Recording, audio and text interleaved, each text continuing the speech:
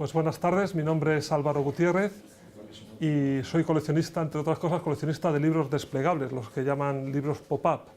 Los coleccionamos mi mujer y yo ya desde hace 25 años y bueno, pues tenemos montada en la sala del artesonado del Palacio de Fonseca una exposición de libros desplegables y ahora lo que voy a hacer es una charla, una presentación sobre este tipo de libros. Entonces, bueno, lo primero que voy a hacer es contar por qué esta charla se titula, como están viendo, Libros Pop-up, una historia en 4 dimensiones. Y lo primero es explicar lo que son los libros pop-up. Esta palabra anglosajona que se ha impuesto a nivel mundial, porque ya se está utilizando en todos los idiomas. Aquí entramos en una librería en Santiago y vemos libro pop-up. Podría traducirse, es un título así como onomatopéyico, pero pop que explota y que sube hacia arriba. En cualquier caso son esos libros que recordamos por haber tenido de niños, esos libros que al abrirlos una arquitectura de papel emerge y se hace tridimensional. Por extensión se ha acabado llamando libros pop-up a todo libro que tenga algún elemento móvil o desplegable. Y bueno, pues ya hace 25 años, como decía, que empezamos a coleccionar este tipo de libros. En casa tenemos más de 2000, bueno, ahora alguno menos, porque aquí en el Palacio Fonseca tienen ustedes 80 y creo que de los mejores. Y como ven, yo aquí me he venido con muchos libros, pero no les he escogido al azar, les he escogido con un cierto criterio. Entonces, lo primero que voy a contarles es cómo está estructurada esta charla que voy a hacer. Y lo que voy a hacer es que, con todos estos libros que he traído aquí, contarles cómo han evolucionado estos libros, cómo funcionan y de qué tratan. Son los 3 ejes en los que se va a mover esta charla: la historia, la técnica y la temática de los libros desplegables. Aunque antes voy a hacer una introducción contando el anhelo del ser humano por dar profundidad y movimiento a las imágenes planas, y finalizaré con algunas reflexiones sobre el tema. Bueno, pues ya sin más voy a comenzar con ese preámbulo y decirles que si pensamos, los libros desplegables tienen una historia de 700 años, pero en realidad esa búsqueda de dar profundidad a las imágenes nos remonta a hace muchísimo más. Hace 20.000 años, cuando el hombre decoró los techos de las cuevas de Altamira, no lo hizo en un lugar cualquiera, sino que buscaba las protuberancias de la roca para dar profundidad a las imágenes que estaban pintando. En esta imagen egipcia parece como que el artista no tiene las cosas muy claras.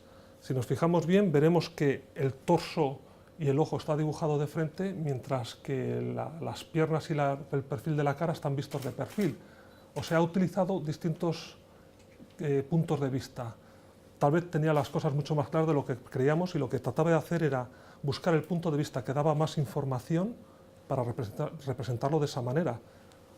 Algo que el cubismo recogió muchos siglos después, haciendo que las cosas se representasen no como las vemos, sino como sabemos que son, buscando o utilizando simultáneamente varios puntos de vista si es necesario. En este grabado indio vemos que hay unos personajes al fondo y otros personajes que están en primer plano. Sin embargo, son del mismo tamaño los unos y los otros. Y sin embargo vemos que un personaje que está en el centro es mucho más grande.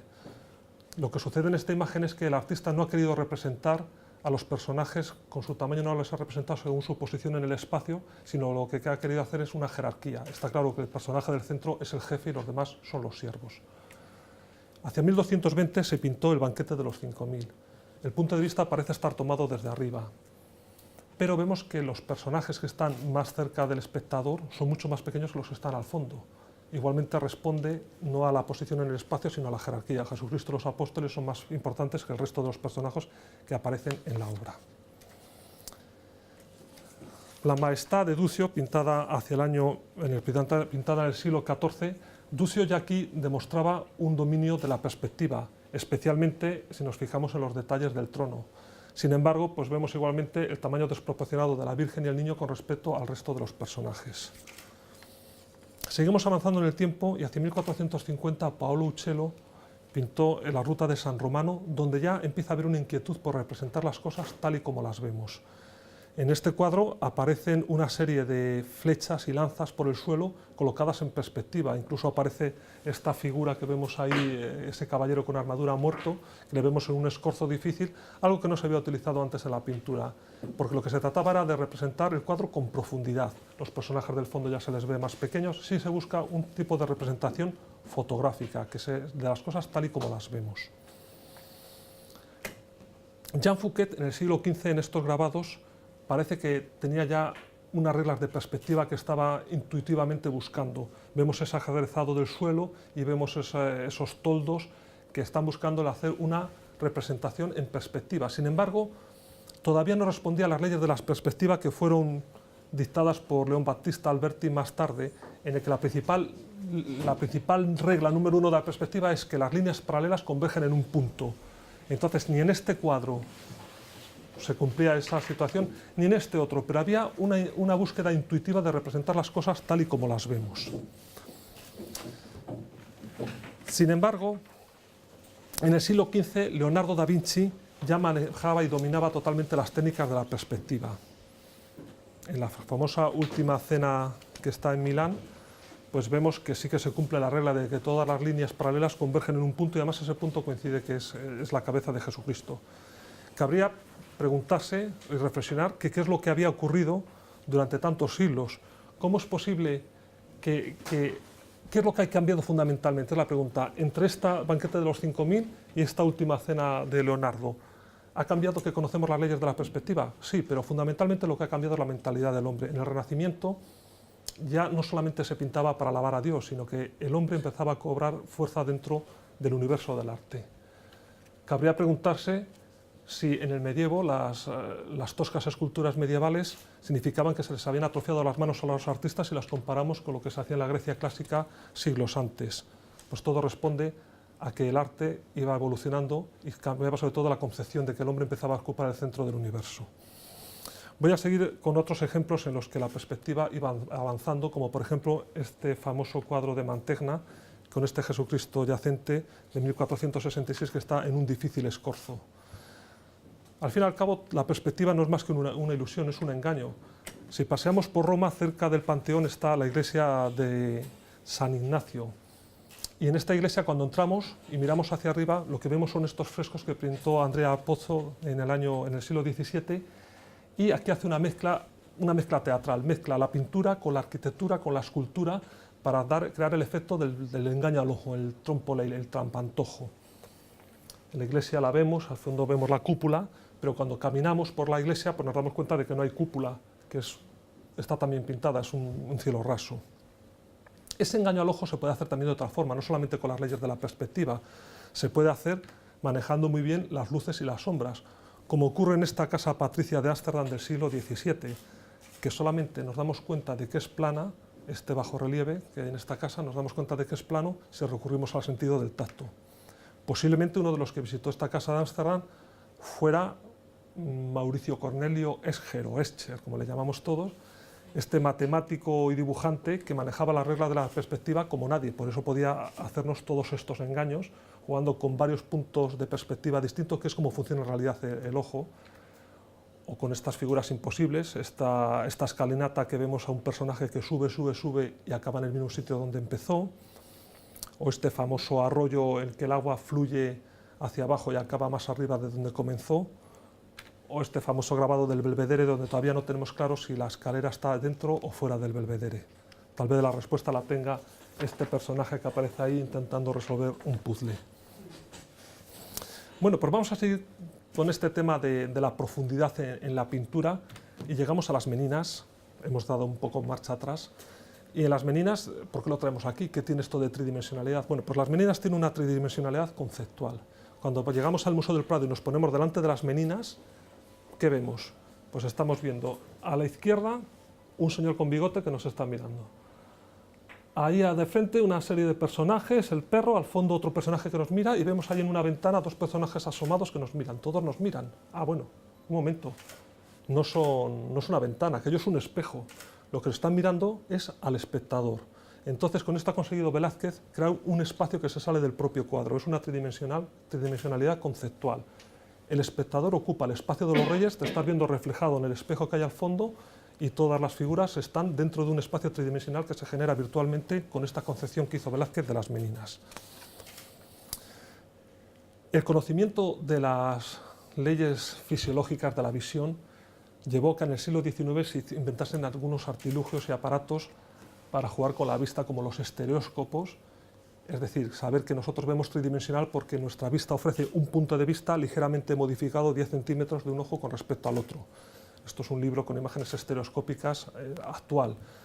Pero bueno, fue a finales del siglo XIX cuando se comercializaron los estereovisores que permitían, pues eso, independizar la vista de cada ojo, que es lo mismo que tenemos en el actual cine de tridimensionalidad conseguido a base de luz polarizada. Los anaglifos, que era un principio parecido, filtrando una imagen, la del ojo izquierdo y la del derecho, con filtros de colores.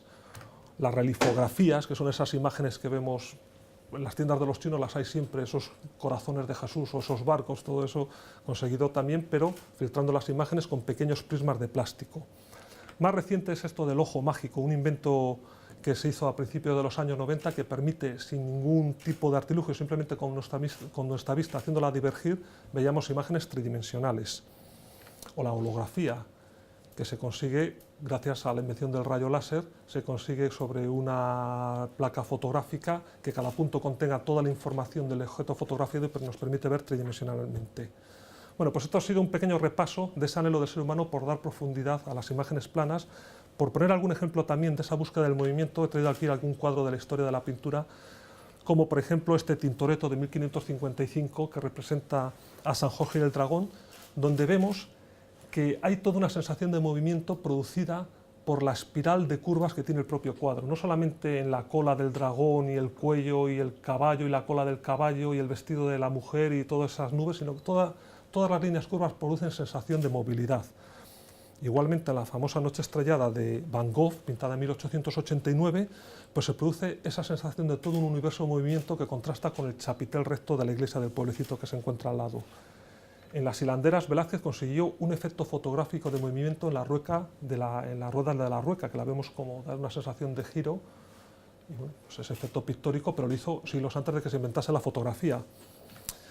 Marcel Duchamp sí que reconoció que era deudor a la fotografía en este desnudo bajando una escalera número 2, pintado en 1912, en el que descomponía el movimiento en distintas posiciones. Y por supuesto que los futuristas italianos que trataban de plasmar la dinámica del mundo moderno de la época industrial, pues lo hacían tratando de descomponer el movimiento en distintas fases. El cómic heredó todo esto y de alguna forma nosotros viendo esta imagen ya sabemos que Obelix no tiene 5 narices, sino lo que está haciendo es moviendo la cabeza de un lado a otro, o sabemos que aquí Asterix y Obelix están repartiendo bofetadas a esos locos romanos a diestro y siniestro. Bueno, pues también se inventaron a finales del siglo XIX, donde había esta obsesión por los juegos de visión, se inventaron algunos efectos que consistían, por ejemplo, el efecto moiré, que es superponer dos tramas y moviéndolas ligeramente se producía una sensación de movimiento. Esto lo vemos a veces en aeropuertos, hay artistas como Rivera o como el venezolano Soto que crean estas obras visuales, op art, que da esa sensación y a veces lo vemos sin querer simplemente cuando caminamos por las calles y se superponen dos vallas o dos tramas. Bueno, pues si hablábamos de la visión estereoscópica, cuando hablábamos del relieve, al hablar del movimiento tenemos que hablar de un defecto que todos tenemos, que es la persistencia retiniana, que consiste en que cuando nosotros vemos algo, ese algo permanece en nuestra retina instantes después de que dejamos de verlo. Si nosotros vemos una luz y cerramos los ojos, esa imagen de la luz se queda en nuestros ojos. Eso es en lo que se basa el cine, en este defecto que tenemos. Estos juguetes de finales del siglo XIX, como es el zootropo, que hace que al girar ese tambor, si miramos por las rendijas, vemos el movimiento porque entre cada imagen, con distintas posiciones de ese dibujo animado, se nos interpola una imagen negra que es la que hace que se funda una imagen con la otra y de él la sensación de movimiento. Bueno, pues está el zootropo, está el prasinoscopio y está el fenaquitiscopio, que son juguetes de finales del siglo XIX. Y dicho todo esto que estoy diciendo en este preámbulo, donde estoy hablando de ese anhelo del ser humano por dar profundidad y movimiento a las imágenes planas, pues les diré que esta charla no va a tratar ni de estereografía, ni relifografía, ni agravismo, ni nada de todo esto. Va a tratar de esos libros en los que las imágenes se ven tridimensionales y se mueven de la forma más elemental, mecánicamente. Bueno, pues en realidad no se sabe quién inventó o quién se le ocurrió, al primero que se le ocurrió, introducir un elemento mecánico en un libro. Pero la noticia más antigua que se tiene se la debemos posiblemente a Ramón Llull de Mallorca, cuando en el siglo XIII lo que hizo fue incluir dentro de los libros unas ruedas giratorias. Él las utilizaba para su teoría sobre la existencia de Dios. De esa misma época era Matthew Paris, un monje que vivía en una abadía cerca de Londres, que lo que se le ocurrió fue lo siguiente a este hombre. Había unos libros allí, unos calendarios que utilizaban los monjes para saber los días festivos en función del calendario y demás. Y eran libros muy grandes y muy aparatosos que tenían que mover los monjes encima de la mesa. Este fue el que se le ocurrió a Mathieu Paris. Dice, bueno, pues entonces en vez de mover el libro, lo que voy a hacer es un disco suelto, cosido al centro, y lo que muevo es el disco. Así nació el primer elemento móvil en un libro, una volvela. Las volvelas, del verbo volvere, girar en latín. Pero no fue hasta finales del siglo XVIII cuando a alguien se le ocurrió que todo esto de los libros con movimiento, pues además podía ser divertido. Entonces nacieron a finales del siglo XVIII los arlequinades. Los arlequinades, del cual en la exposición tienen uno, la exposición que tenemos aquí en el Palacio Fonseca tiene uno original, esto es un facsímil. Se llamaron así porque eran unos libritos en los que la figura protagonista era Arlequín, el famoso personaje de la pantomima italiana. Y lo que se hacía es que a base de unos solapas que se levantaban, se iban obteniendo variaciones de una historia original. Este en concreto que estoy enseñando es un arlequinade de Robert Sayer. Bueno, pues la historia de los libros desplegables tiene su momento cumbre, su edad de oro, a finales del siglo XIX. Y fundamentalmente hay que hablar de tres nombres vinculados con Alemania y también con Inglaterra, porque los tres eran nacidos en Alemania, pero estos tres hombres, que eran editores y artistas, emigraron a Inglaterra. En la exposición tenemos una vitrina dedicada a cada uno de ellos. Uno es Lothar Meggendorfer. Lothar Meggendorfer ideó una serie de figuras que tienen, no sé si se ve mejor o peor, que tienen una serie de lengüetas que al accionarlas hace que se produzca una animación en el personaje que se presenta. Les estoy enseñando una reproducción, pero el original de este libro en concreto está en la exposición. La diferencia entre el original y este es que aquí estamos viendo estos remaches de plástico, en el que está en la exposición son espirales de cobre. Bueno, Lothar Meggendorfer, este artista de Múnich, se caracterizaba por su buen humor. Este hombre era el menor de los 25 hijos que tuvo su padre, con dos mujeres, y en el colegio pues le expulsaron de varios colegios porque se pasaba todas las clases dibujando caricaturas de los profesores. Lo característico de este hombre es el buen humor que muestra en todas sus viñetas. Por ejemplo, ver a un señor planchando a finales del 19 pues debía ser muy divertido, aunque a mí ahora no me hacen ni pizca de gracia, pero bueno. O aquí estas figuras, siempre caracterizado por el buen humor. Él empezó haciéndolo como regalo para sus hijos y acabó editándolo. El libro más famoso, posiblemente el que quieren todos los coleccionistas de libros desplegables, es El Circo Internacional, que es un panorama tridimensional de Lothar Meggendorfer en el que se acumulan más de 400 figuras. Pues igualmente les estoy mostrando una reproducción, pero el original de este libro, que yo sepa solo hay uno en Europa, le tienen ustedes ahí en la sala de exposiciones. Bueno, yo creo que esto lo vamos a ver mejor si se lo enseño así, ¿eh? Pero vamos, ya les digo que esto es una reproducción, que el original lo tienen ahí en la sala de exposiciones, que además es más complejo porque aquí están simplificadas capas con respecto al original.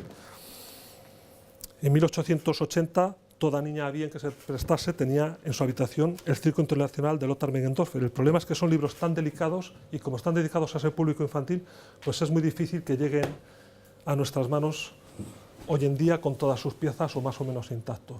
Bueno, el segundo nombre vinculado a esta edad de oro de los libros desplegables que estamos hablando de finales del 19 es Ernest Nister.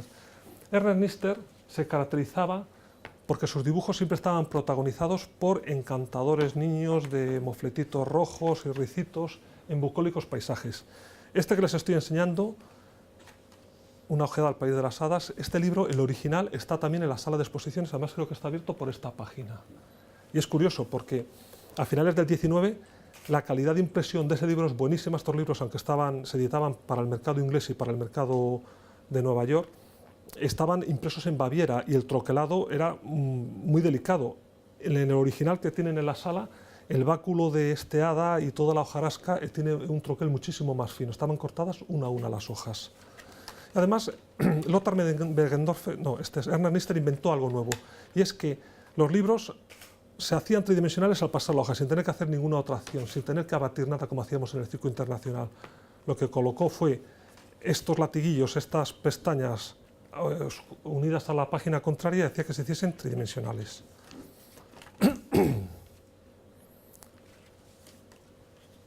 Bueno, pues hemos hablado del Lothar Meggendorfer, de Ernest Nister, y el tercer nombre es otro alemán, que es Raphael Tack. Y de Raphael Tack, bueno, hizo muchísimas cosas, pero quizás lo más bonito eran estos panoramas con figuras troqueladas. Esta es una copia, el original también está ahí en la sala de exposiciones, y bueno, lo que se representa en este panorama son cuatro escenas, y cada una de ellas corresponde a un cuento clásico. Y aquí están todas las figuras troqueladas. Igualmente es mejor el del siglo XIX que el actual, porque el del siglo XIX, todas estas figuras están con prensa en seco, con relieve en seco, y tienen textura y tridimensionalidad las figuras. Y se van colocando en estas las lengüetas, se introducen en estos ojales y se van creando la escena de los cuatro cuentos clásicos: Cenicienta, El gato con botas, Caperucita y La bella durmiente, son en concreto estos cuatro. Bueno, pues todo esto se estaba haciendo a esa época de finales del siglo XIX, se empezó a hacer en el siglo XX, pero resulta que vino la Primera Guerra Mundial. Entonces las imprentas pues, no estaban para estas frivolidades. ¿Y qué sucedió? Pues lo que sucedió es que se dejaron de hacer libros tridimensionales. Y entonces pues vino el ocaso de esos libros, pero, gracias Fernando, a finales del siglo XX hubo un resurgir, y ese resurgir se lo debemos a un inglés de nombre francés, Louis Giraud, que empezó a hacer una serie de tomos bastante gruesos, en los que introducía algunos elementos tridimensionales. Por ejemplo, este libro se llama La historia de Jesús. Además, los hizo ya como elementos que se podían ver desde cualquier sitio. Algunas figuras estaban pensadas para ver 360 grados alrededor de la escena. Además, inventó otra cosa este hombre, Louis Giraud, y era el hecho de que muchas veces se producía la acción al pasar el libro. En la exposición hay un libro que es El puente de la Torre de Londres, que además está en el vídeo representado, que se ve como al abrir el libro se va produciendo la apertura del puente. Bueno, pues estamos hablando de los años 20 y 30 con Louis Giraud. La historia de los libros desplegables es una historia de nombres, de ingenieros de papel. Le llamamos así ingenieros de papel, que es una denominación que se ha impuesto hacia los años 80, porque verdaderamente es ingeniosísimo, y hay que pensar que todos estos libros que nosotros vemos abiertos en la exposición son plegables. Parece una tontería, pero es lo que les diferencia de una maqueta o de un recortable. En 1934 se inventó una cosa. Se publicó un libro que se llamaba The Pop-Up Mickey Mouse y The Pop-Up Minnie Mouse. El de Pop-Up Mickey Mouse le tienen en la sala de exposiciones. Esta es una reproducción del de Pop-Up Minnie Mouse. Y esta palabra, que en los años 30 no cuajó, simplemente se utilizaba para el mercado inglés, resulta que en España este libro lo trajo la editorial Molino y lo llamó Ilustración Sorpresa. Ahora todos decimos pop-up. Bueno, el merchandising de Disney ya en los años 30, esto es anterior al estreno de su primer largometraje, de Blancanieves y los 7 enanitos. Pues seguimos avanzando en décadas del siglo XX, y en los años 40, con la Primera Guerra Mundial en curso, también se produjo un frenazo en la producción de libros desplegables, pero no desapareció. Hubo una tímida producción que se debía a gente como Julian Ware, que de origen alemán se afincó en Estados Unidos y produjo unos libros que eran relativamente baratos de producir, en los que todo era papel, aquí no había ninguna pieza metálica, y a base de lengüetas que se engarzaban y piezas que por dentro, entre las dos páginas, se iban enganchando, se producía movimiento con estas lengüetas, que además las podía colocar en cualquier sitio, no solamente en los laterales, sino que en cualquier sitio del libro, y se iba produciendo la acción. Julian Ware vendió más de 9 millones de libros, y en esa época tan difícil pues llevó la alegría a muchos niños, también en España en la época de la posguerra civil española. Todos estos libros fueron traducidos al castellano y publicados en España. Bueno, seguimos avanzando en el tiempo, y en los años 50 aparece el primer nombre femenino vinculado a la historia de los libros desplegables, que es Geraldine Klein. Geraldine Klein producía una serie de libros en los que la papiroflexia se conseguía de una forma relativamente sencilla. Ella cogía una ilustración, la troquelaba, y con una serie de dobleces cóncavos y convexos se conseguía la tridimensionalidad. Pero si los tiramos, pues esto es totalmente plano. Eran libros relativamente baratos de producir, y en los que Geraldine Klein pues, muchas veces utilizaba de modelos a personajes de su familia. Y además era una norteamericana que en sus libros muchas veces era el modo, el American Way of Life, las primeras lavadoras, la rouleau, todo eso aparecía reflejado siempre en los libros de esta mujer. En los años 60, la prioridad de estos libros se la llevó la antigua República de Checoslovaquia.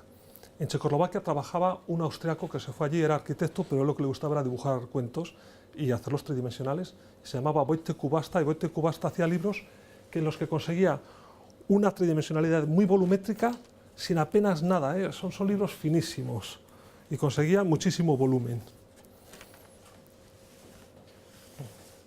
Estos libros de Julian Ware le gustaron mucho a un norteamericano que se llamaba Waldo Hahn, y él creó una empresa para hacer libros tridimensionales, pero las condiciones del Pacto de Varsovia impidieron que se pudiesen llevar a Estados Unidos. Entonces al final tuvo que inventarse sus propios libros tridimensionales con la ayuda de un ingeniero de papel que se llamaba Ib Penning, un danés. Y Waldo Hahn hizo muchísimos libros desplegables. Todos los libros desplegables que vemos de la década de 1980, todos están hechos por Intervisual Communication, que es como se llamaba la empresa de este hombre, de Waldo Hahn.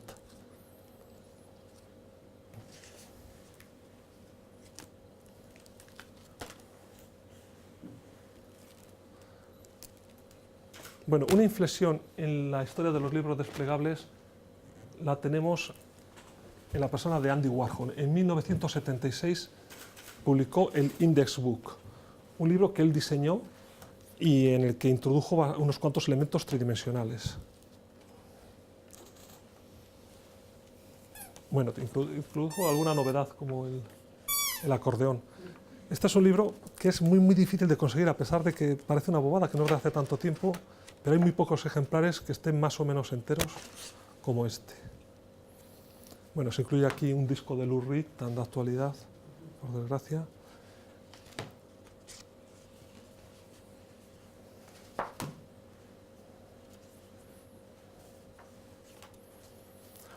Otro de los artistas o teóricos del arte importantes que también fue seducido por los libros desplegables fue el italiano Bruno Munari. Estos dos nombres han dado un realce a este tipo de libros, y por eso también existe mucho el libro de artista, o sea, artistas que utilizan el libro como base de su creación artística. Este libro, que es de 1989, La casa embrujada de Jan Pienkowski, tiene el honor de ser el libro tridimensional más vendido de la historia. Se han vendido de esta copia más de 4 millones de ejemplares. Es un ilustrador que ha ganado muchísimos premios como ilustrador en general, no solo por sus libros tridimensionales.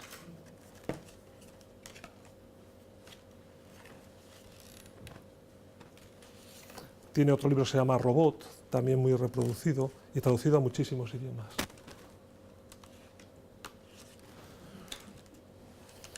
Aquí, esta sierra que aparece ahí produce el sonido mecánico, más con la sierra.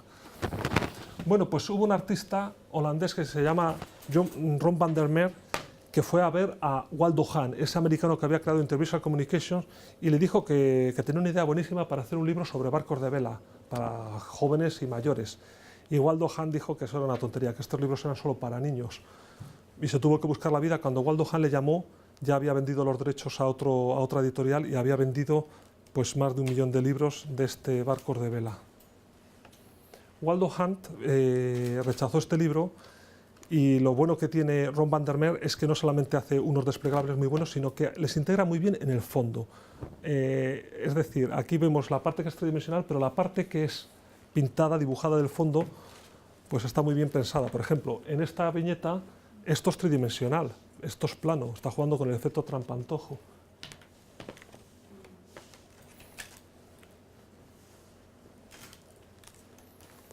Este hombre, Ron van der Meer, sigue en activo, sigue haciendo muchísimos libros. Aquí, por ejemplo, esta sombra que estamos viendo ahí no es del fleso porque está al otro lado, sino que está dibujada en el propio libro. Los libros desplegables a veces son plegables y a veces no. Hay que tener cuidado. Bueno, pues vamos a encaminar ya a la recta final de la historia de los libros desplegables con 3 nombres importantes. Uno es Robert Sabuda. Robert Sabuda tiene una vitrina en la exposición dedicada a él solo. Ha hecho libros preciosos como La Alicia en el País de las Maravillas, un libro muy, muy premiado, o este maravilloso Mago de Oz.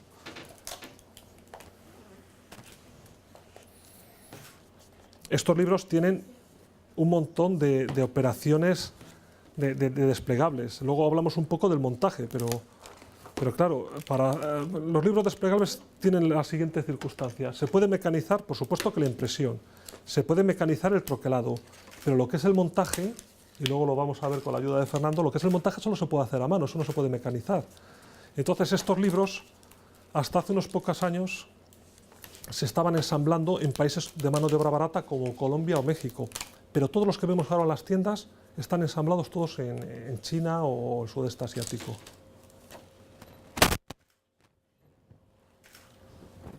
En concreto, este libro tiene más de 200 operaciones de ensamblado. Entonces esto se hace con un montonazo de gente trabajando en naves. Esto para el ingeniero de papel, mira a ver que no se dobla. Bueno, David A. Carter es otro de los autores actuales que ha creado esta serie de libros muy abstractos de inspiración que nos recuerda a Miró o Alexander Calder, artistas contemporáneos, en los que bueno, juega con formas y geometrías más bien abstractas.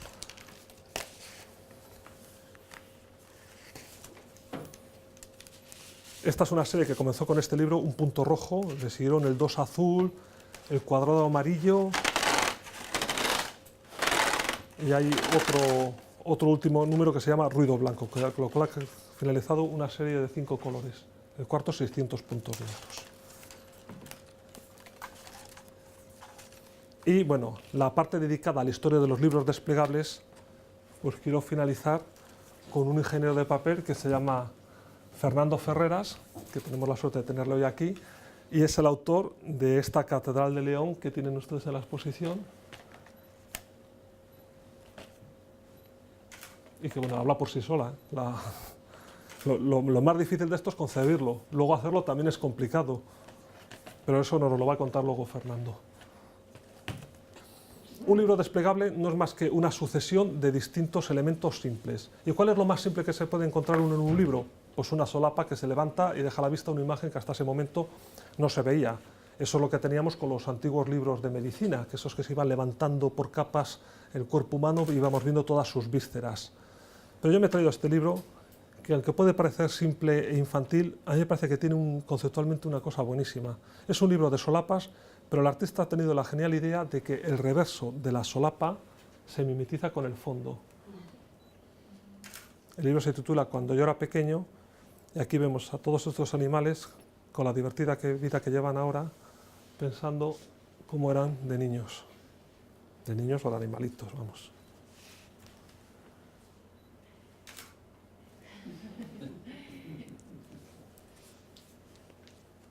Francia está haciendo libros muy, muy buenos también en los últimos años.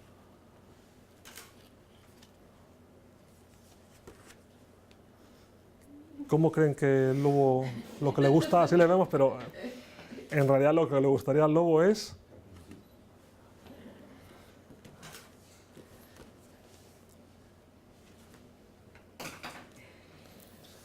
Bueno, pues esto es la solapa, que podemos decir que es el elemento móvil más sencillo que podemos encontrar en un libro. Vamos a ir de más sencillo a más complejo. Los libros de imágenes combinadas, pues son esos libros en los que una imagen se divide en varias partes y se puede ir abatiendo una parte o toda y se crean distintas mezclas. Este es de Norman Messenger, un autor del que tiene también un libro en la exposición, que es más divertido que este porque son personajes conocidos. Entonces permite poner el bigote de un personaje de Clark Gable, se le puedes poner a Marilyn, o las orejas del príncipe Carlos, a Elvis Presley o cosas así. Permite muchas mezclas. Bueno, pues estos son los libros que hemos llamado de imágenes combinadas. Los libros panorama, pues son esos libros en los que se quiere hacer una ilustración tan larga, que no cabe en un formato normal.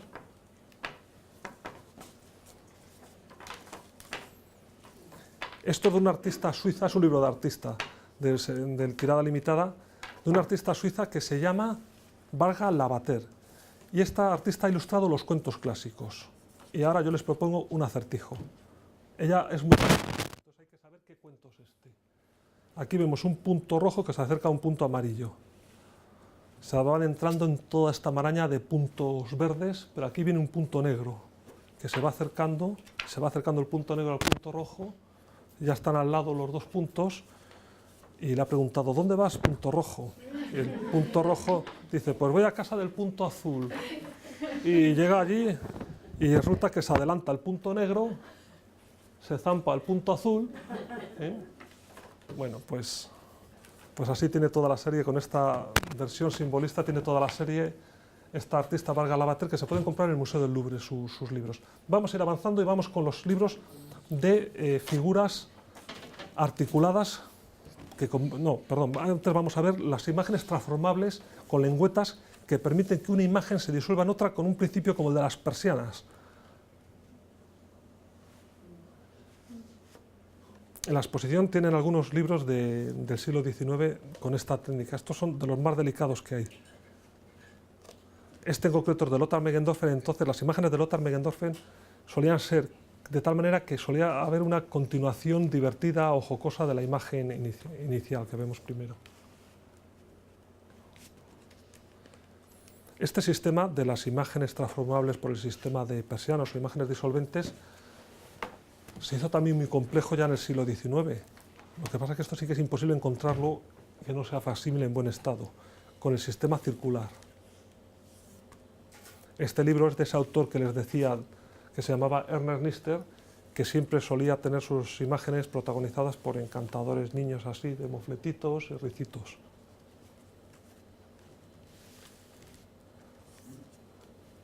En la exposición tienen como 6 o 7 libros de este autor, de Ernest Nister, originales. Bueno, también tenemos libros con imágenes troqueladas, o sea, simplemente recortadas, pero el recorte hace que la superposición cree algo, algún efecto. Y aquí me he traído uno de Katsumi Komagata, que es un libro de gran belleza y de gran simpleza, es minimalista como son los japoneses. En la pantalla no se notará, pero las texturas juegan mucho en este libro, son de papeles de distintas calidades, de distintas texturas. Y en concreto, bueno, pues esto es una historia de aquí, vemos a un pollito que parece como que se ha perdido y se va adentrando en la oscuridad de la noche. En el bosque iba preguntando al cuco y a otros animales que van apareciendo, les va preguntando si ha visto a sus papás. Todo esto lo sé porque viene una traducción, porque no sé japonés, una traducción en francés. Y bueno, pues van apareciendo las figuras, las texturas son distintas, son cada vez más rugosas, y al final, bueno, ya aparece ahí el lucero del alba, se va haciendo de día, y como esto es un cuento, pues el búho tampoco sabía, pues por supuesto que acaba bien. Katsumi Komagata, sus libros yo los he empezado a ver en España, precisamente en las librerías de la CIE, ¿no? Se llama, que lo tiene aquí, la IE, la Catedral de Santiago de Compostela, la franquicia que vende los productos, el merchandising, es de esta franquicia catalana, que son los que comercializan estos libros. Bueno, seguimos avanzando en la historia, en las técnicas de los libros desplegables y nos encontramos los libros con encartes, es decir, libros que introducen documentos como facsímiles de los originales. Por ejemplo, hay un libro de la historia de Disneylandia y viene la reproducción de las primeras entradas de Disneylandia. O este libro que se llama Cartas de Papá Noel, que lo firma nada más y nada menos que J.R.R. Tolkien, el autor del Señor de los Anillos y del Hobbit. Y es que Tolkien les escribía a sus hijos cartas haciéndose pasar por Papá Noel. Y dejó en su testamento escrito que no fuesen nunca publicadas, pero una de sus hijas fue seducida por una buena cantidad de dinero y las ha publicado. Y aquí aparecen pues, un libro que llamamos de encartes porque son, tal y como son, reproducciones de las cartas que escribió Tolkien a sus hijos. Algunas están ilustradas.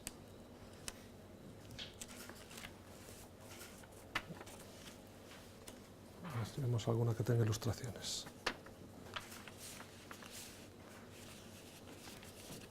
Además, la edición la han hecho pues, reproduciendo además como que son cartas con sobres.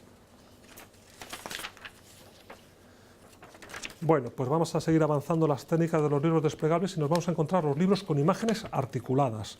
Esos libros que al tirar de una lengüeta hace que se produzca un movimiento en los personajes de la ilustración. Y he traído este libro, no es una lengüeta exactamente, es este sistema que hace que se muevan las figuras, pero lo traigo porque el editor ha sido bastante generoso y nos ha permitido que veamos el mecanismo por el cual se produce el movimiento. Claro, esto tiene una complejidad porque hay una serie de bielas y palancas y articulaciones y giros que todo esto lógicamente solo se puede ensamblar a mano, como les decía antes. Libros con ruletas. En la exposición tienen uno buenísimo, que es ese que crea ese efecto de esa niña que parece que va escribiendo y que va borrando. Bueno, este efecto no está tan logrado, pero tenemos una niña que echa a correr. En realidad, todos estos mecanismos persiguen uno de estos tres fines. O son para dar sensación de profundidad, o son para dar sensación de movimiento o de transformación de una imagen en otra. Los libros teatrillo, libros que al abrir los 90 grados se produce una imagen tridimensional. Este libro es un libro alemán, es también de los libros que buscan todos los coleccionistas de libros desplegables y tenemos la suerte de tenerlo en la colección y lo hemos compartido con todos ustedes porque el original de este libro está en la exposición. Es un libro alemán.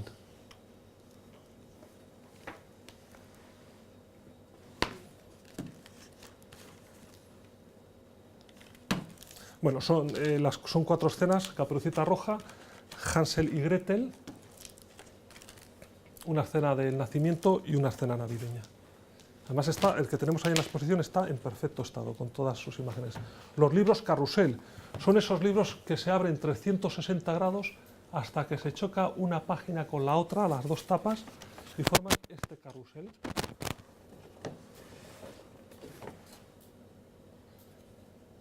Este en concreto es una escena de la Cenicienta. En la exposición hemos puesto varios carruseles, hay uno que a mí me hace mucha gracia porque es el cuento de la casita de chocolate, que a todo el mundo le conoce como el cuento de Hansel y Gretel, pero como es un libro de los años 50, los personajes se llaman Pedrito y Maruja.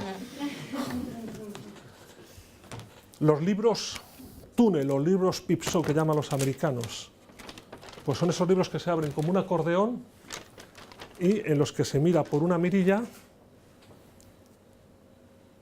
y se ve si atino, se ve todo tridimensional. Bueno, y por último, el pop-up propiamente dicho, aunque como he dicho antes, la verdad es que la palabra pop-up ya se utiliza para todo, para cualquier libro que tiene algo móvil. Pues aquí me he traído un libro de Matthew Reinhardt, uno de los ingenieros de papel que más en boga está en la actualidad.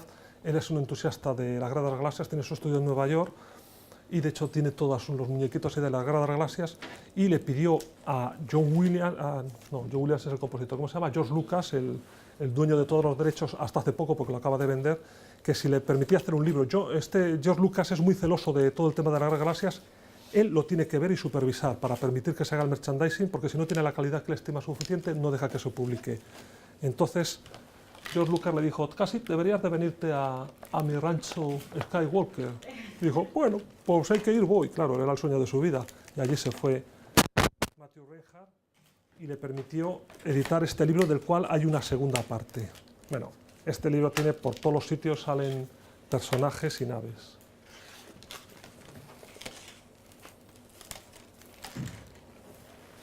La famosa escena de la taberna. Aquí están. Este luego me le das un repaso, que tengo al C3PO con lumbalgia. Y bueno, en la Guerra de las Galaxias hay un momento en el que se ve a Darth Vader, se le ve la cara durante un efímero segundo, y ese instante lo han recreado en esta escena.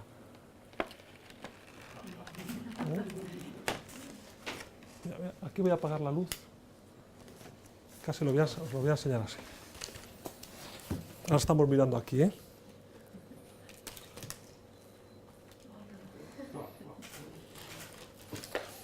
Bueno, pues hemos terminado la segunda parte dedicada a la técnica de los libros desplegables y la tercera parte trata sobre la temática de los libros desplegables. Y aquí decir que, bueno, que estos libros son mucho más que cuentos infantiles, que ya ven que pueden estar vinculados a todos los temas. De hecho, surgieron vinculados a temas como la astronomía o la medicina. Y a mí en cierta ocasión en una rueda de prensa, en una exposición, yo dije, pues es que estos libros pueden tratar de cualquier cosa. Y me dijo un periodista, pero hay por ejemplo libros de joyería. Y qué pena que en ese momento yo no tenía este, que está dedicado a Fabergé, el joyero de los zares. Pues claro que hay libros de joyería y libros pues, de cualquier tema, la verdad.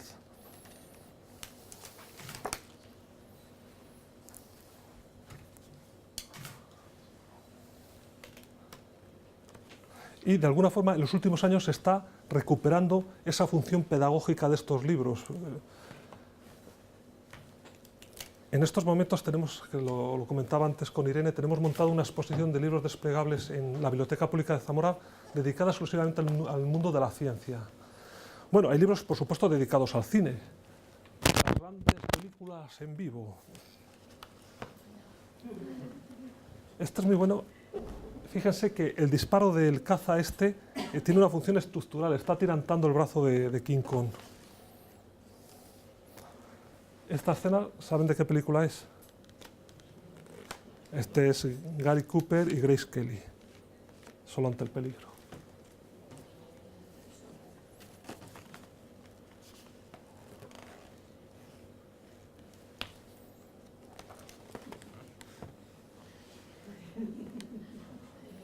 Este libro lo hemos tenido muchas veces expuesto y todo el mundo hace así. Y este libro finalizaba en blanco y negro, y aquí ya no funciona el chip de sonido, tenía un chip de sonido y salía aquí Sam tocando As Time Goes By. Bueno, por aquí hay alguna lengüeta.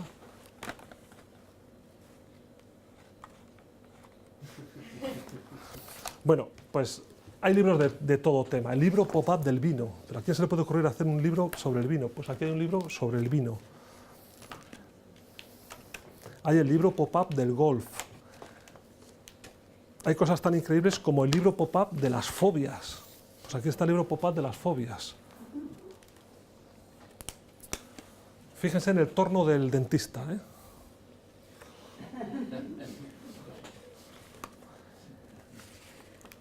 En los que tienen fobia a volar, la ofidofobia, la claustrofobia. Además es que el propio libro es claustrofóbico, que no se puede abrir más. La fobia a hablar en público.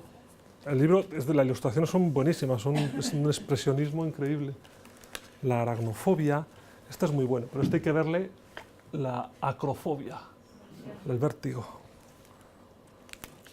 Bueno, hay gente que tiene fobias muy raras. El miedo al ser enterrado vivo. Hay hasta libros de prensa rosa y de programa de tele de Sálvame y esas cosas. Este libro está dedicado a los escándalos de las celebrities. Aquí vemos a la hermana de Michael Jackson con un incidente que tuvo ahí en un concierto.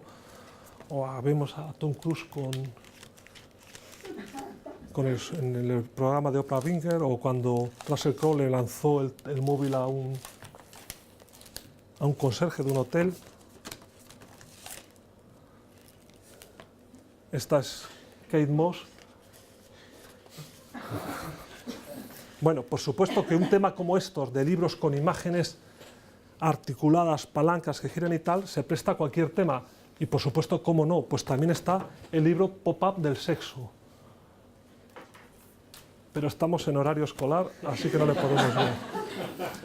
Pero bueno, me he traído este otro, que este sí que está autorizado a todos los públicos, que se llama Pícaro Fin de Siglo, de Norma Messenger, que este es un dibujante buenísimo, con plumilla y con algunos toques de color en unos labios, crea unas ilustraciones muy bonitas. Además, el libro trata sobre la moral en la época victoriana.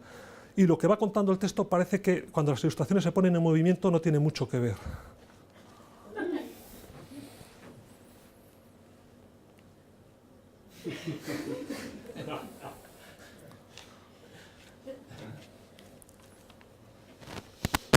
De lo caballerosos que son, de cómo llevan a sus suegras a cenar, o cómo lo atentos que son con el servicio, el amor a la naturaleza, a la vida sana y los deportes. Bueno, pues para finalizar, lo que es enseñar libros, que voy a acabar con unas reflexiones, pero el último libro que la última imagen. El último libro que les quiero enseñar, para que no se lleven una imagen frívola de mí, es este libro, que es una preciosidad. Es de un autor italiano, los dibujos, y Robert Salgudo y Matthew Reinhardt lo que han hecho ha sido versionar tridimensionalmente este libro, que tenía las ilustraciones como 30 años. Se llama Strega Nona. Strega es una palabra italiana que es algo así como una bruja, pero una bruja buena, una especie de hechicera.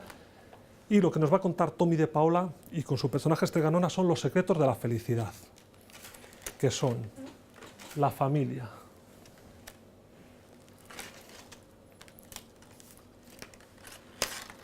esto casi mejor, mírenlo aquí porque es que se ve mejor, las comilonas,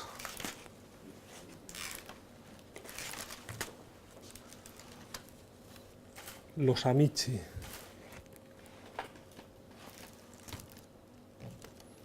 la paciencia, las celebraciones. ¿Y cuál será el último tema? El amor.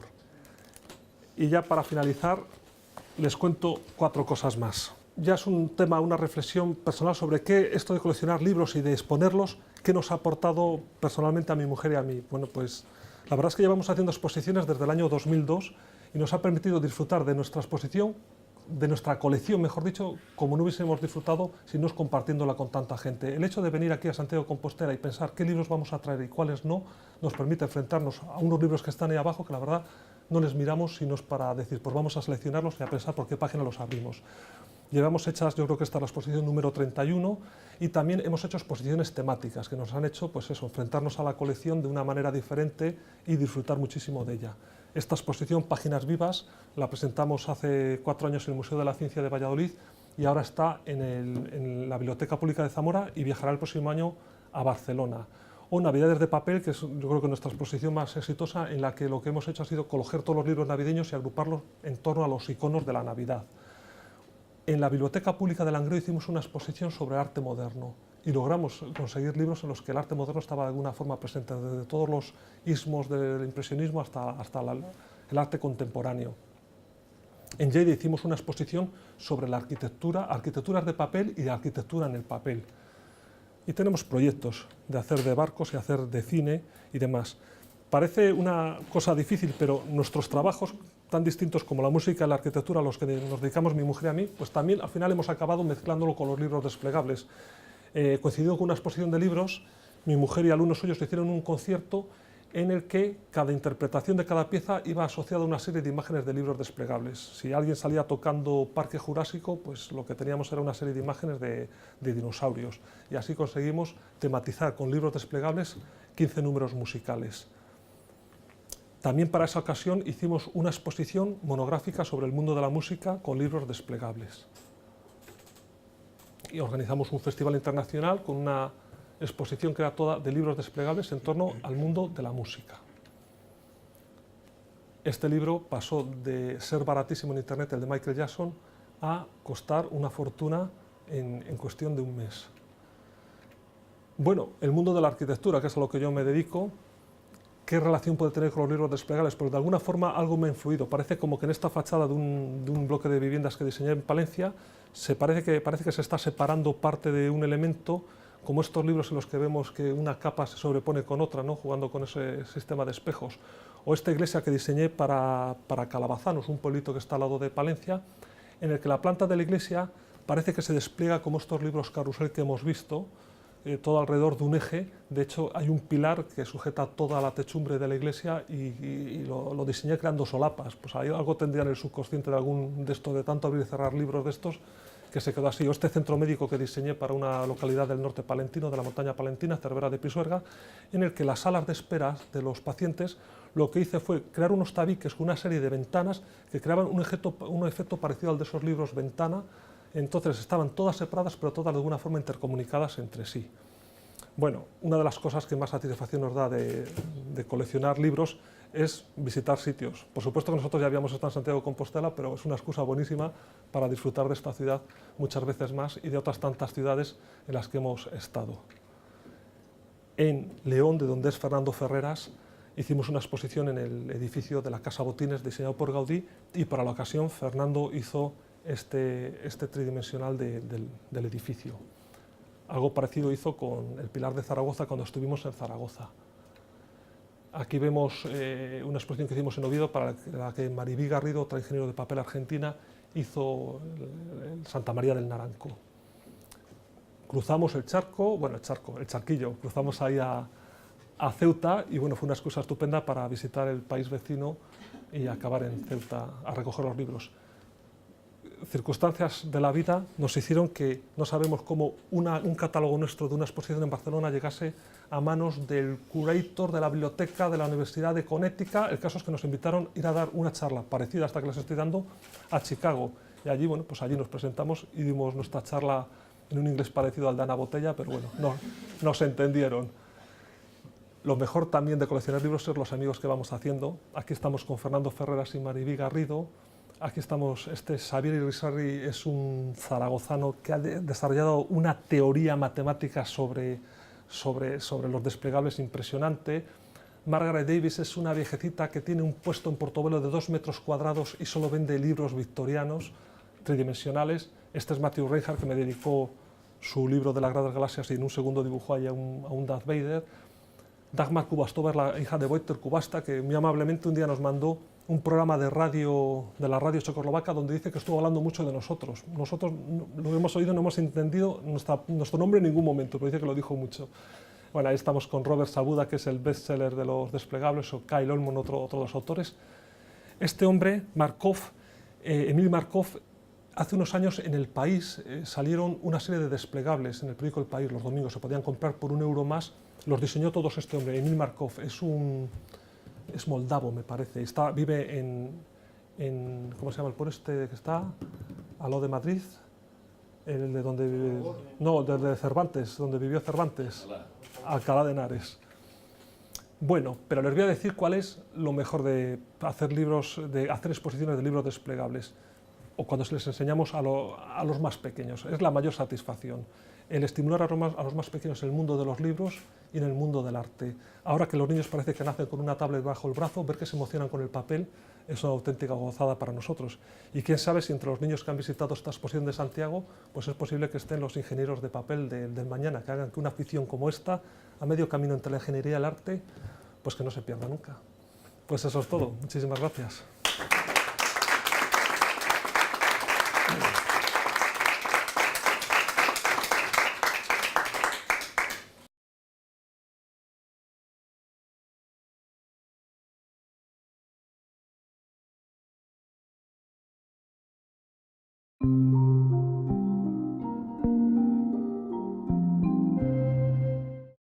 Pues buenas tardes, mi nombre es Álvaro Gutiérrez y soy coleccionista, entre otras cosas, coleccionista de libros desplegables, los que llaman libros pop-up.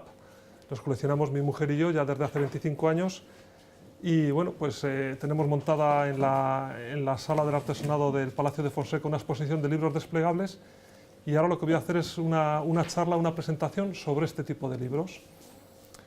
Entonces, bueno, lo primero que voy a hacer es contar por qué esta charla se titula, como están viendo, Libros Pop-up, una historia en 4 dimensiones.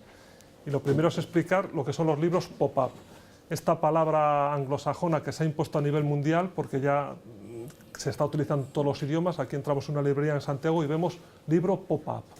Podría traducirse, es un título así como onomatopéyico, pero pop, que explota y que sube hacia arriba. En cualquier caso son esos libros que recordamos por haber tenido de niños, esos libros que al abrirlos una arquitectura de papel emerge y se hace tridimensional. Por extensión se ha acabado llamando libros pop-up a todo libro que tenga algún elemento móvil o desplegable. Y bueno, pues ya hace 25 años, como decía, que empezamos a coleccionar este tipo de libros. En casa tenemos más de 2000, bueno, ahora alguno menos, porque aquí en el Palacio Fonseca tienen ustedes 80 y creo que de los mejores. Y como ven, yo aquí me he venido con muchos libros, pero no les he escogido al azar, les he escogido con un cierto criterio. Entonces, lo primero que voy a contarles es cómo está estructurada esta charla que voy a hacer. Y lo que voy a hacer es que, con todos estos libros que he traído aquí, contarles cómo han evolucionado estos libros, cómo funcionan y de qué tratan. Son los 3 ejes en los que se va a mover esta charla: la historia, la técnica y la temática de los libros desplegables. Aunque antes voy a hacer una introducción contando el anhelo del ser humano por dar profundidad y movimiento a las imágenes planas, y finalizaré con algunas reflexiones sobre el tema. Bueno, pues ya sin más voy a comenzar con ese preámbulo y decirles que si pensamos, los libros desplegables tienen una historia de 700 años, pero en realidad esa búsqueda de dar profundidad a las imágenes nos remonta a hace muchísimo más. Hace 20.000 años, cuando el hombre decoró los techos de las cuevas de Altamira, no lo hizo en un lugar cualquiera, sino que buscaba las protuberancias de la roca para dar profundidad a las imágenes que estaban pintando. En esta imagen egipcia parece como que el artista no tiene las cosas muy claras. Si nos fijamos bien, veremos que el torso y el ojo está dibujado de frente, mientras que las piernas y el perfil de la cara están vistos de perfil. O sea, ha utilizado distintos puntos de vista. Tal vez tenía las cosas mucho más claras de lo que creíamos, y lo que trataba de hacer era buscar el punto de vista que daba más información para representarlo de esa manera. Algo que el cubismo recogió muchos siglos después, haciendo que las cosas se representasen no como las vemos, sino como sabemos que son, buscando o utilizando simultáneamente varios puntos de vista si es necesario. En este grabado indio vemos que hay unos personajes al fondo y otros personajes que están en primer plano. Sin embargo, son del mismo tamaño los unos y los otros. Y sin embargo vemos que un personaje que está en el centro es mucho más grande. Lo que sucede en esta imagen es que el artista no ha querido representar a los personajes con su tamaño, no les ha representado según su posición en el espacio, sino lo que ha querido hacer es una jerarquía. Está claro que el personaje del centro es el jefe y los demás son los siervos. Hacia 1220 se pintó el banquete de los 5000. El punto de vista parece estar tomado desde arriba, pero vemos que los personajes que están más cerca del espectador son mucho más pequeños que los que están al fondo. Igualmente responde no a la posición en el espacio, sino a la jerarquía. Jesucristo y los apóstoles son más importantes que el resto de los personajes que aparecen en la obra. La Maestà de Duccio, pintada pintada en el siglo XIV, Duccio ya aquí demostraba un dominio de la perspectiva, especialmente si nos fijamos en los detalles del trono. Sin embargo, pues vemos igualmente el tamaño desproporcionado de la Virgen y el Niño con respecto al resto de los personajes. Seguimos avanzando en el tiempo y en la pintura y llegamos a las Meninas. Hemos dado un poco marcha atrás. Y en las Meninas, ¿por qué lo traemos aquí? ¿Qué tiene esto de tridimensionalidad? Bueno, pues las Meninas tienen una tridimensionalidad conceptual. Cuando llegamos al Museo del Prado y nos ponemos delante de las Meninas, ¿qué vemos? Pues estamos viendo a la izquierda un señor con bigote que nos está mirando. Ahí de frente una serie de personajes, el perro, al fondo otro personaje que nos mira, y vemos ahí en una ventana dos personajes asomados que nos miran. Todos nos miran. Ah, bueno, un momento. No es una ventana, aquello es un espejo. Lo que están mirando es al espectador. Entonces, con esto ha conseguido Velázquez crear un espacio que se sale del propio cuadro. Es una tridimensionalidad conceptual. El espectador ocupa el espacio de los reyes, te estás viendo reflejado en el espejo que hay al fondo, y todas las figuras están dentro de un espacio tridimensional que se genera virtualmente con esta concepción que hizo Velázquez de las Meninas. El conocimiento de las leyes fisiológicas de la visión llevó a que en el siglo XIX se inventasen algunos artilugios y aparatos para jugar con la vista, como los estereóscopos, es decir, saber que nosotros vemos tridimensional porque nuestra vista ofrece un punto de vista ligeramente modificado 10 centímetros de un ojo con respecto al otro. Esto es un libro con imágenes estereoscópicas actual, pero bueno, fue a finales del siglo XIX cuando se comercializaron los estereovisores que permitían, pues eso, independizar la vista de cada ojo, que es lo mismo que tenemos en el actual cine de tridimensionalidad conseguido a base de luz polarizada. Los anaglifos, que era un principio parecido, filtrando una imagen, la del ojo izquierdo y la del derecho, con filtros de colores. Las relifografías, que son esas imágenes que vemos en las tiendas de los chinos, las hay siempre, esos corazones de Jesús o esos barcos, todo eso conseguido también, pero filtrando las imágenes con pequeños prismas de plástico. Más reciente es esto del ojo mágico, un invento que se hizo a principios de los años 90 que permite, sin ningún tipo de artilugio, simplemente con nuestra vista haciéndola divergir, veíamos imágenes tridimensionales. O la holografía, que se consigue gracias a la invención del rayo láser, se consigue sobre 1450. Paolo Uccello pintó La Ruta de San Romano, donde ya empieza a haber una inquietud por representar las cosas tal y como las vemos. En este cuadro aparecen una serie de flechas y lanzas por el suelo colocadas en perspectiva. Incluso aparece esta figura que vemos ahí, ese caballero con armadura muerto, que le vemos en un escorzo difícil, algo que no se había utilizado antes en la pintura, porque lo que se trataba era de representar el cuadro con profundidad. Los personajes del fondo ya se les ve más pequeños, sí se busca un tipo de representación fotográfica, de las cosas tal y como las vemos. Jean Fouquet, en el siglo XV, en estos grabados, parece que tenía ya unas reglas de perspectiva que estaba intuitivamente buscando. Vemos ese ajedrezado del suelo y vemos esos toldos que están buscando el hacer una representación en perspectiva. Sin embargo, todavía no respondía a las leyes de la perspectiva que fueron dictadas por León Battista Alberti más tarde, en el que la principal regla número 1 de la perspectiva es que las líneas paralelas convergen en un punto. Entonces, ni en este cuadro se cumplía esa situación, ni en este otro, pero había una búsqueda intuitiva de representar las cosas tal y como las vemos. Sin embargo, en el siglo XV, Leonardo da Vinci ya manejaba y dominaba totalmente las técnicas de la perspectiva. En la famosa Última Cena que está en Milán, pues vemos que sí que se cumple la regla de que todas las líneas paralelas convergen en un punto, y además ese punto coincide que es la cabeza de Jesucristo. Cabría preguntarse y reflexionar qué es lo que había ocurrido durante tantos siglos. ¿Cómo es posible qué es lo que ha cambiado fundamentalmente? Es la pregunta. Entre esta banquete de los 5000 y esta Última Cena de Leonardo, ¿ha cambiado que conocemos las leyes de la perspectiva? Sí, pero fundamentalmente lo que ha cambiado es la mentalidad del hombre. En el Renacimiento ya no solamente se pintaba para alabar a Dios, sino que el hombre empezaba a cobrar fuerza dentro del universo del arte. Cabría preguntarse si en el medievo las toscas esculturas medievales significaban que se les habían atrofiado las manos a los artistas si las comparamos con lo que se hacía en la Grecia clásica siglos antes. Pues todo responde a que el arte iba evolucionando y cambiaba sobre todo la concepción de que el hombre empezaba a ocupar el centro del universo. Voy a seguir con otros ejemplos en los que la perspectiva iba avanzando, como por ejemplo este famoso cuadro de Mantegna, con este Jesucristo yacente de 1466 que está en un difícil escorzo. Al fin y al cabo, la perspectiva no es más que una ilusión, es un engaño. Si paseamos por Roma, cerca del Panteón está la iglesia de San Ignacio. Y en esta iglesia, cuando entramos y miramos hacia arriba, lo que vemos son estos frescos que pintó Andrea Pozzo en el siglo XVII, y aquí hace una mezcla teatral, mezcla la pintura con la arquitectura, con la escultura, para crear el efecto del engaño al ojo, el trompe l'œil, el trampantojo. En la iglesia la vemos, al fondo vemos la cúpula, pero cuando caminamos por la iglesia pues nos damos cuenta de que no hay cúpula, que está también pintada, es un cielo raso.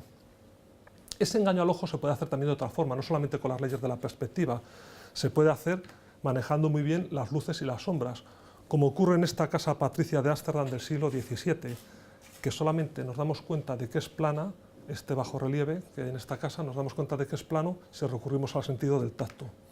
Posiblemente uno de los que visitó esta casa de Ámsterdam fuera Mauricio Cornelio Escher, o Escher, como le llamamos todos, este matemático y dibujante que manejaba las reglas de la perspectiva como nadie, por eso podía hacernos todos estos engaños, jugando con varios puntos de perspectiva distintos, que es como funciona en realidad el ojo, o con estas figuras imposibles, esta escalinata que vemos a un personaje que sube, sube, sube y acaba en el mismo sitio donde empezó, o este famoso arroyo en que el agua fluye hacia abajo y acaba más arriba de donde comenzó, o este famoso grabado del Belvedere, donde todavía no tenemos claro si la escalera está dentro o fuera del Belvedere. Tal vez la respuesta la tenga este personaje que aparece ahí intentando resolver un puzzle. Bueno, pues vamos a seguir con este tema de la profundidad